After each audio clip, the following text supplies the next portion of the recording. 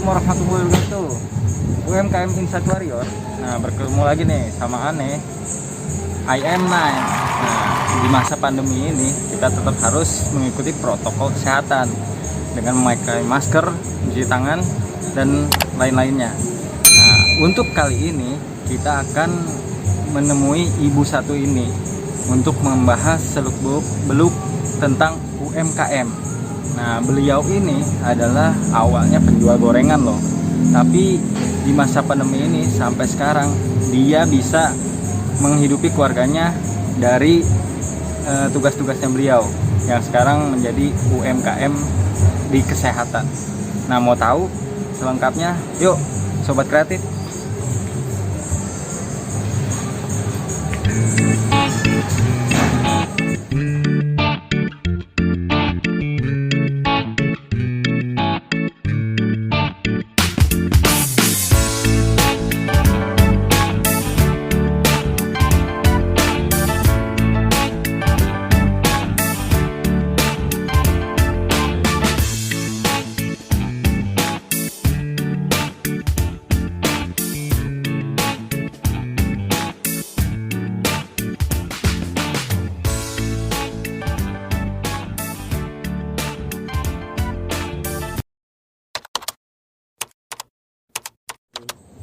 Assalamualaikum warahmatullahi wabarakatuh. Hai guys, kenalin saya Yanti Wailah. Saya adalah pelapak yang pertama tinggal di Citra Raya di Marigras. Saat ini saya usaha punya lapak di online, yaitu di Tokopedia dengan nama Lapak Yanti Wailah, kemudian di IG dengan nama Yanti Wailah. Kemudian saya juga ada offline store-nya yaitu di Marigras Citra Raya dengan nama Kasep. Kalau di Sunda Kasep itu ganteng, tapi kalau saya singkatan. Jadi singkatan dari Kasih Abadi Safety, yaitu saya menyediakan alat-alat safety mulai dari kepala, helm, kemudian earmuff, earplug, kacamata, kemudian body harness, kemudian ke bawahnya ada sepatu. Nah, dan saya juga jualan di Tokopedia, yaitu jualan jam dari mereknya ada Casio G-Shock, ada Casio, ada juga Seiko, ada juga Swatch. Memang misalkan rekan-rekan pengen tengok boleh di IG-nya Yanti Wailah. Itu di situ lumayan follower saya ada sekitar 9.000. Sobat Kreatif, kalau misalkan saya berbicara tentang background pendidikan saya, kenapa sih saya bisa terjun ke usaha alat safety dan penyedia jasa training keselamatan dan kesehatan kerja? Saya itu backgroundnya dulunya SPK tahun 92 itu dulu dari Depkes Bogor. Harusnya kan saya berarti bekerja di rumah sakit dan menjadi pegawai negeri ya. Nah, cuman saya nggak jadi PNS. Kenapa? Karena saya orangnya berpikirannya itu tidak mau terikat. Kenapa sih tidak mau terikat? Saya ingin mengembangkan diri saya. Sisi diri saya itu apa sih yang kurang dikembangkan? Akhirnya saya bekerja di suatu perusahaan di Jatiuwung di manufaktur. Dulu saya kerja sebagai perawat selama belasan tahun. Kemudian saat itu juga saya sudah jualan, cuma jualannya belum fokus, serabutan. Kemudian saya mengembangkan ilmu, kuliah, ngambil S1 keselamatan kerja. Jadi sekarang saya ini sarjana keselamatan kerja, disingkat jadi SKM. Kenapa saya bisa terjun ke alat-alat safety? Karena saya jadi safety officer tuh agak lumayan lama.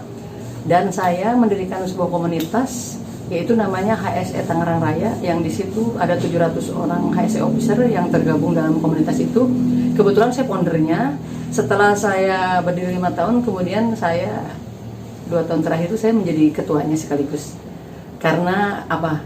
Kalau di HSE itu jarang perempuan yang mau jadi HSE, apalagi HSE di bidang konstruksi, panas-panasan, di manufaktur juga benturan dengan karyawan, dunianya agak lumayan keras. Tapi K3 ini adalah bidang yang mumpuni dan bidang yang belum banyak diminati, tapi penyerapan kerjanya tinggi. Jadi kalau Sobat Kreatif ingin mulahin anaknya, sok ke K3. Kalau misalkan udah lulus anaknya dari K3, bisa menghubungi saya, bisa saya bantu cariin kerja. Jadi jangan segan untuk berbagi. Jadi kenapa saya bisa terjun di alat-alat safety dan dunia training K3, yaitu background saya adalah dari S1-nya keselamatan kerja. Mungkin kalau buat Sobat Kreatif, keselamatan kerja itu masih awam, tapi coba kita jalan tol, pasti ada tulisan utamakan keselamatan kerja. Nah itu, di situ kan kalau kita udah utamakan keselamatan kerja, berarti kita harus memakai alat pelindung diri, mulai dari helm, kacamata safety, kemudian airmap, airplug, kemudian body harness kalau saat kita bekerja di ketinggian, kemudian memakai sepatu safety agar tidak tertusuk atau kita terbentur benda tajam ataupun tidak tergiras alat berat misalkan forklift. Hai sobat kreatif, kalau misalkan saya bercerita tentang perjalanan kok bisa sesukses ini, sebetulnya tidak. Saya itu jatuh bangun jungkir balik tuh dari nol sampai dengan sekarang itu mengeluarkan banyak keringat. Dan usaha saya pertama itu sebenarnya bukan jam. Dulu saya usaha jualan roti dan kue. Kalau pagi saya bawa ke kantor, kemudian saya jualan buah. Saya tuh tiap hari di mobil itu penuh dengan, awalnya malah saya nggak pakai mobil, dulu saya naik motor. Saya itu jualan apapun saya jual, dari makanan, roti, madu, buah-buahan, karena saya belum ketemu pilnya. Saya berjualan selama 2 tahun, 3 tahun, kemudian saya bangkrut, jatuh dari nol. Mulai lagi saya punya biro jasa. Biro jasa perpanjangan STNK sama pembuatan SIM. Itu berjalan sekitar 2 tahun, biasa mulus, tapi ternyata di tengah jalan saya ditipu sama teman saya, semua modal saya sekitar 2 digit dibawa kabur. Dan saya yang harus menanggung hutang. Kemudian BPKB sama teman saya itu digadaikan juga. Ya sudah, saya akhirnya gimana ya mengganti itu. Saya sampai dengan habis-habisan, kemudian saya kalau ceritain mah tidur aja saya sampai nggak lempeng gitu. Posisi tidurnya itu sambil duduk karena waktu itu saya diusir dari kontrakan ruko, saya harus pindah ke rumah yang belum kelar dibangun. Dari situ saya mulai berpikir, memutar otak, karena menurut saya semakin kita tertekan kita akan semakin kreatif. Jadi sobat kreatif jangan takut nih, misalkan baru modal nih jualan gorengan pakai gerobak modal 5 juta, tiba-tiba bangkrut, jangan takut. Bangkrut 5 juta kita harus ngeluarin modal lagi 10 juta. Dari mana? Dari pertemanan kok modal itu. Gak usah kita ngeluarin modal, kalau mau jadi pengusaha kecil gampang, banyak kok yang mau biayain. Nah itu makanya banyaklah ikut komunitas, nanti akan banyak yang membantu. Setelah saya bangkrut roti itu, saya kemudian usaha biro jasa, kemudian saya usaha lagi bengkel mobil. Karena saya kan ikut di komunitas mobil, salah satu komunitas Yaris, Toyota Yaris Club Indonesia. Dari situ karena teman saya banyak yang punya mobil, saya bukalah bengkel. Tapi karena bukan ekspor saya di situ, itu pun saya ditipu. Semua peralatan bengkel dibawa kabur sama mekanik saya. Tidak tersisa sedikit pun. Dan itu juga 2 digit. Bayangkan berapa hutang saya. Selama setahun saya bayar hutang, kerja bakti. Dari situlah saya kemudian mulai memberanikan diri. Saya belanja peralatan safety sesuai dengan ilmu saya. Karena saya banyak teman. Itu pun saya dibantu, saya nggak sendiri ya. Saya punya teman yang selalu support saya. Ya itulah gunanya komunitas. Saat kita terjatuh, kita ada yang ngebantu untuk bangkit. Jadi jangan kira saya berada di posisi ini sekarang sudah punya investasi lumayan, itu gampang nggak? Semua nggak ada yang gampang. Sobat kreatif, yuk kita mulai aja dulu. Kalau kita nggak mulai nggak akan. Sukses itu tidak akan dicapai sama orang yang banyak tidur, sama orang yang banyak main, sama orang yang banyak hura-hura. Sukses itu akan dicapai sama orang yang satu tidurnya kurang, karena banyak dari ide. Kedua juga disiplin itu perlu. Kemudian ketiga, kita itu mesti banyak pertemanan. Dan keempat, jangan lupa beramal. Itu 4 aja kuncinya. Oh ya, sobat kreatif, sebetulnya ada lagi hobi saya yang itu mungkin kalau untuk sebagian orang menghabiskan lumayan banyak rupiah, tapi buat saya itu adalah kepuasan diri. Apa sih hobinya? Saya ini pecinta kopi. Saya pencinta kopi. Itu biar kopi mahal di mana saya datengin. Mungkin budget saya untuk kopi itu menghabiskan banyak income saya. Tapi dari situ saya belajar bagaimana caranya biar saya tidak usah keluar uang buat ngopi. Akhirnya saya bikin kedai, joinan sama teman. Sekarang kedai kopinya ada di Mardikras Citra Raya. Kalau teman-teman mau mampir silakan. Kalau sobat kreatif mau mampir nih, mau belajar silakan. Cuma memang di masa pandemi ini dengan terpaksa setelah kita berjalan 2 tahun lebih, untuk sementara ditutup dulu karena kita mengikuti protokol dari pemerintah. Tapi kalau misalkan sobat kreatif nanti setelah pandemi mau mampir, ayo kita ngopi. Karena di meja kopi itu banyak ide yang keluar. Di meja kopi itu banyak sekali pertemanan yang tadinya tegang menjadi cair. Kenapa bisa seperti itu? Awalnya saya juga banyak dapat ide tentang usaha kecil menengah atau tentang jualan atau tentang berkomunitas itu sebetulnya dari meja kopi. Ada pesan dari teman saya, apa yang kamu keluarkan saat di meja kopi berarti kamu harus dapat ide yang bisa membayar lebih berpuluh-puluh kali lipat dari yang kamu keluarkan saat itu. Nah ini tentang hobi ya, hobi tapi bisa menjadikan sumber uang. Bagaimana sih? Bukan berarti kita ini berteman terus untuk mencari uang, tidak. Itu sebenarnya hanya bonus. Jadi awalnya hobi kopi, kemudian ketemu teman yang sama-sama suka kopi, akhirnya kita membuka kedai, dan di situ kita ngopi gratis, bisa buat teman-teman. Kebetulan saya juga anak komunitas, teman komunitas saya yang HSE itu bisa dibawa ke kedai kopi. Jadi uangnya kemana-mana, bolak-balik aja ke kita. Teman saya juga belajar, buka juga di tempat lain. Saya tidak pernah pelit untuk berbagi ilmu. Apa sih tipnya biar punya usaha kreatif yang banyak? Tipnya satu, jaringan, perbanyak teman, perbanyak ikut komunitas. Tapi niatnya dulu. Niatnya kita jadi mencari teman dulu. Nah dari situ akan berkembang, di situ dampaknya itu akan berdampak ke bisnis kita di masa akan datang. Karena apa? Kita prinsipkan aja dulu sama diri kita. Saya akan membeli sesuatu dari teman saya. Setiap teman kita jualan, kita jangan pernah ragu untuk belanja. Terus jangan nawar, kasihan. Karena orang jualan makanan itu untungnya nggak banyak, sedikit.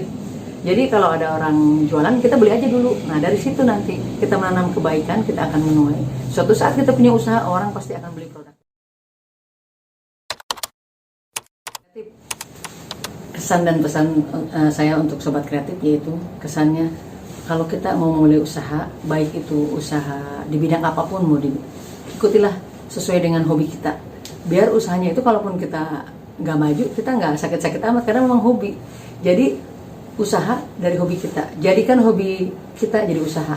Biar kitanya itu menjalani itu dengan sepenuh hati, nggak merasa kerja saya sia-sia, nggak ada.